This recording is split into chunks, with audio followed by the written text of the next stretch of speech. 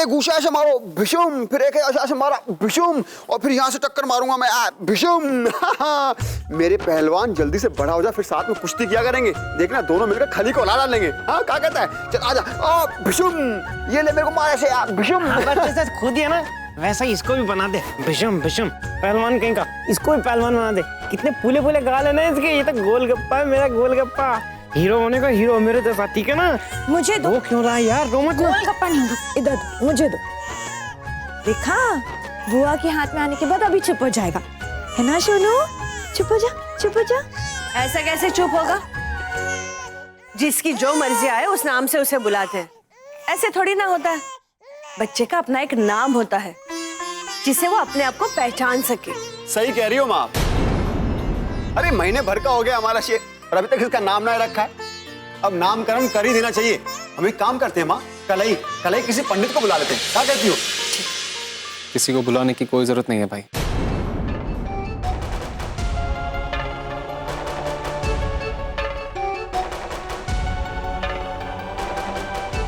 नहीं, हम घर की हालत जानते हैं भाई, लेकिन नामकरण की एक परंपरा है, रिवाज है, वो तो हमें निभानी पड़ेगी ना।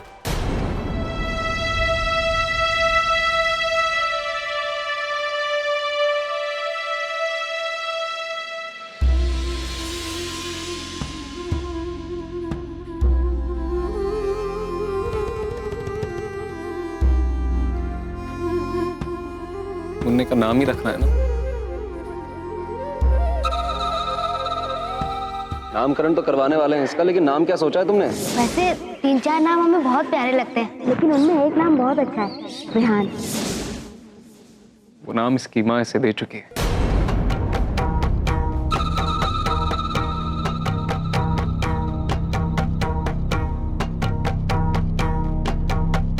रेहान।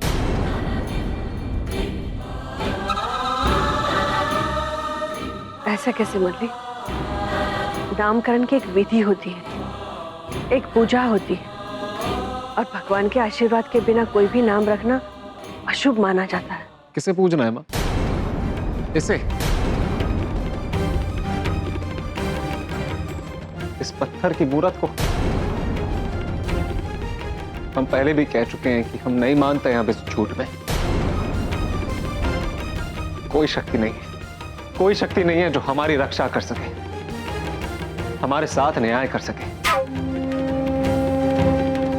आज से हमारा परिवार, उसका प्यार और उसका आशीर्वाद ही हमारे लिए मायने रखता है, बस।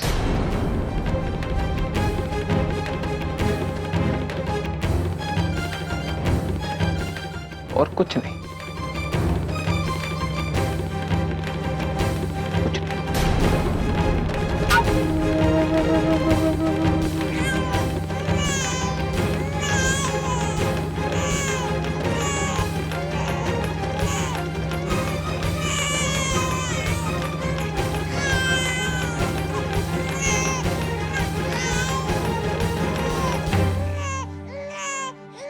ना?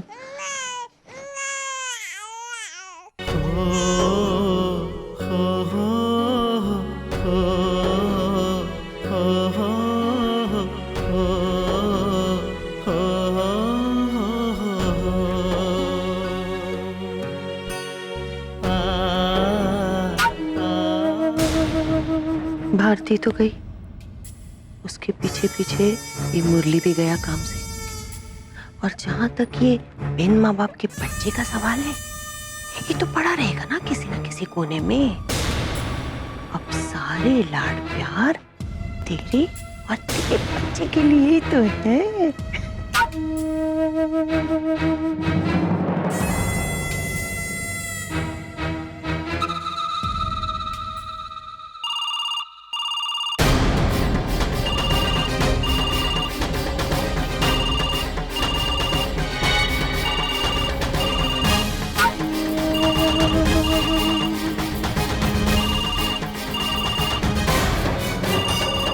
देखिए, मिस्टर मुरलीलाल ने अपनी पत्नी भारती के लापता होने की रिपोर्ट यहाँ लिखाई थी, वो मिल गई है और यहाँ हॉस्पिटल में उनका इलाज चल रहा है। उनके सर में बहुत गहरी चोट लगने के कारण वो अपनी याददाश्त खो चुकी हैं। आप लोग जल्द से जल्द यहाँ आइए, रिपोर्ट कीजिए और उनको यहाँ से ले जाइए।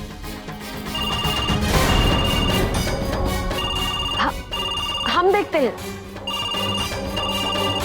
अरे अरे, आराम से गौशो, आराम से, थोड़ी भाग दौड़ कम किया करो, हम देखते हैं।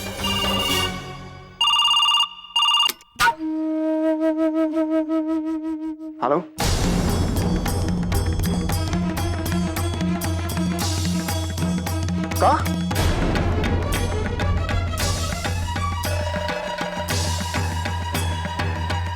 का कह रहे हैं आप?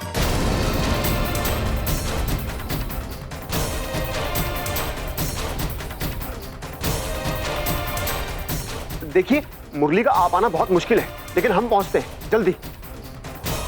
तब तक आप उनका ख्याल रखिएगा। जी। क्या हुआ? किसका फोन था? कुछ ना है माँ, वो हमारे कारखाने में कोई मजदूर बहुत बुरी तरह जख्मी हो गया है। हम जरा देखकर आते हैं। हाँ,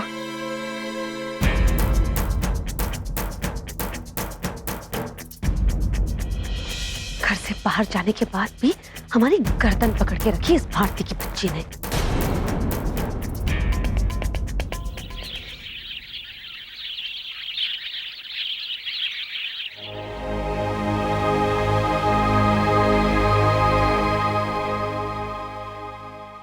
बाबा, उस रात अपने डॉक्टर साहब के साथ जो हुआ, उससे हम बहुत डर गए हैं। बेटा, इस अद्भुत घटना ने मुझे भी सकते में डाल दिया है, किंतु तुम ये सब बातों पर ध्यान मत दो। तुम बस अपने आप को शांत रखने की चेष्टा करो। कैसे शांत रह लें हम बाबा? ये इतने सारे सवाल, कौन है हम, कहां से आए हैं, क्या कोई नहीं है हमारा, क्या पहचान है हमारी, अपना नाम भी पता नहीं है हमें। फिर कैसे शांत रहने बाबा हम? तो कैसे जी लें हम? देखो बेटा, ईश्वर से बढ़कर इस दुनिया में कोई शक्ति नहीं है।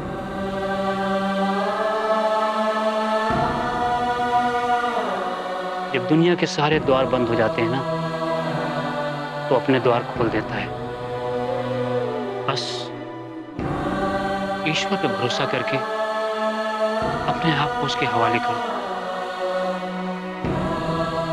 वो सब ठीक कर देगा। हाँ बाबा, अब उन्हीं का सहारा है।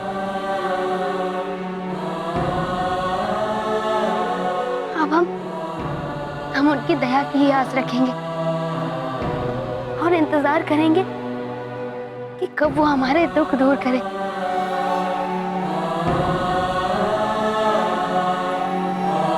हमें विश्वास है बाबा, एक दिन वो हमें सब कुछ याद दिला देंगे, सब कुछ। हरिओम हरिओम हरिओम।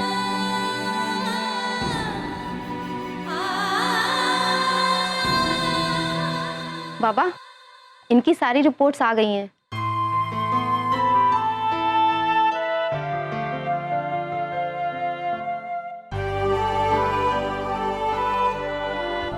हमारे सीनियर डॉक्टर आप दोनों से कुछ बात करना चाहते हैं।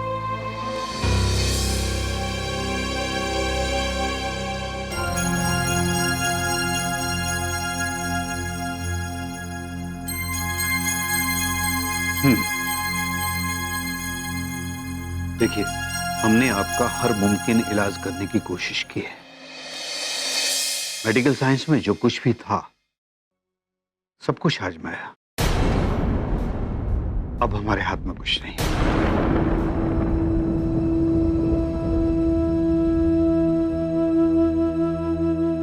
डॉक्टर साहब, इसका मतलब हमारी याददाश्त कभी वापस नहीं आएगी? नहीं, ऐसा नहीं है। कभी कभी समय के साथ या पॉजिटिव एनवायरनमेंट मिलने की वजह से मेमोरी वापस आने में मदद मिलती है। अब हम यही उम्मीद कर सकते हैं कि आपके साथ कुछ ऐसा हो कि आपको सब कुछ याद आ जाए। डॉक्टर साहब, अब हम क्या करें? देखिए, फिजिकली ये बिल्कुल फिट है, इसलिए हम इन्हें डिस्चार्ज कर रहे हैं। आप रिसेप्शन से डिस्चार्ज पेपर ले लें। नर्स, जी डॉक्टर। इन लोगों को ले जाओ। Best of.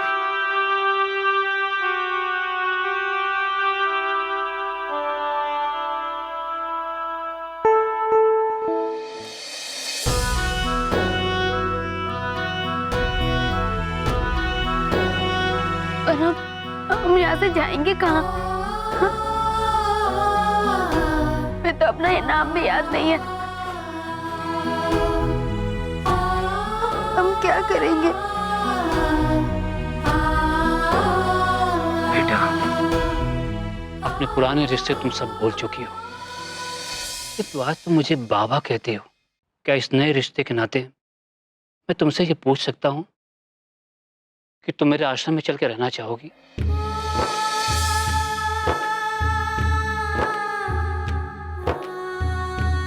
देखो बेटा,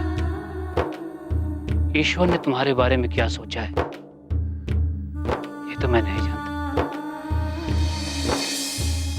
लेकिन वो जो कुछ भी करता है उसके पीछे कोई ना कोई वजह अवश्य होती है। तुम्हारा मुझसे मिलना भी उसकी इच्छा से ही संभव हुआ है, इसलिए बेटा उसकी इच्छा का सम्मान करो। तुम मेरे साथ आश्रम चलो, वहां तुम्हें कोई कष्ट नहीं होगा, ठीक है? मैं कागजात लेके आता हूं बेटा। बाबा, बाबा अनजान होते हुए भी आपने हमारे लिए इतना कुछ किया, पर अब ठीक होने के बाद भी हम आप पे बोझ कैसे बने रहेंगे?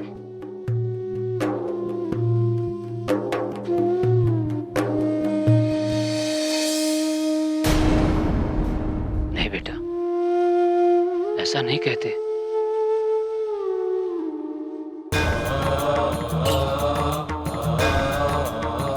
इस दुनिया में कोई भी इंसान किसी पे बोझ नहीं होता है, और फिर इंसान ही तो इंसान के काम आता है।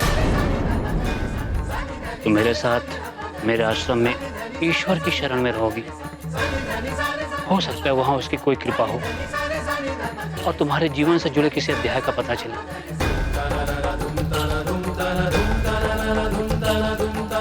नारायण सब समर्थ है बेटा, वो कुछ भी कर सकते हैं।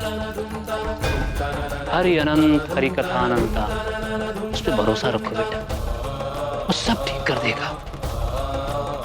धीरज रखो बेटा, सब ठीक हो जाएगा। भगवान ने हमारे साथ ऐसा क्यों किया पता नहीं, लेकिन उसने हमें बाबा दिए, जो सचमुच इस वक्त एक पिता की छाया दे रहे हैं हमें, और उसके लिए हम भगवान के बहुत आभारी हैं।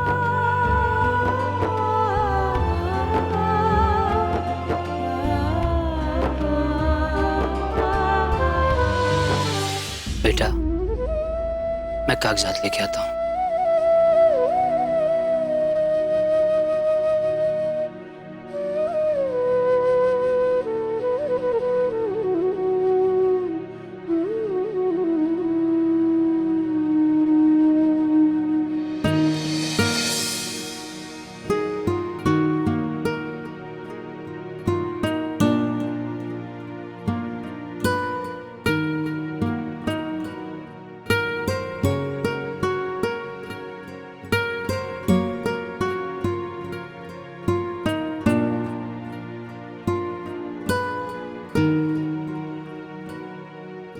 तुम्हारे लिए नए वस्त्र लेके आया हूं।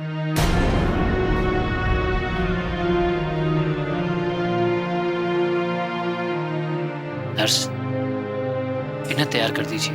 जी।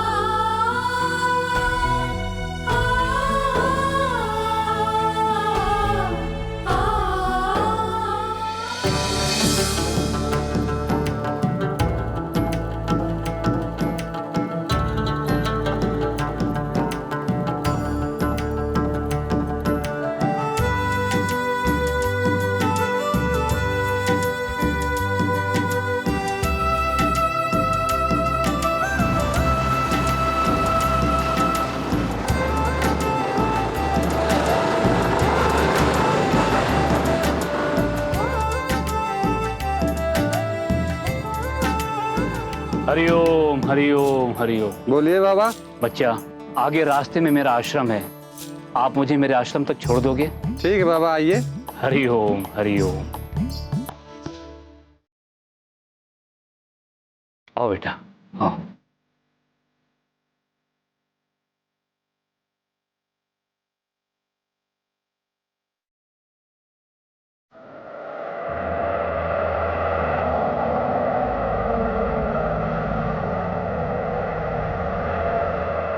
बस बेटा, यही गाड़ी रोक दो, मेरा आश्रम पास में ही है। खुश रहो, खुश रहो।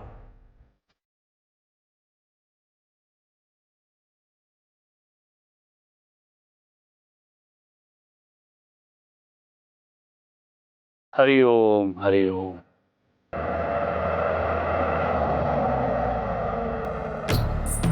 बेटा, पहाड़ी के उस पार हमारा आश्रम है, वहां कोई गाड़ी नहीं जाती है, पैदल ही चलना होगा।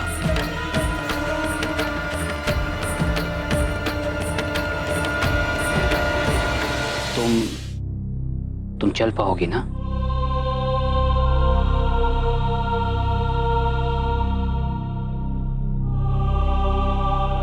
जी बाबा। हरिओम हरिओम। चलो बेटा।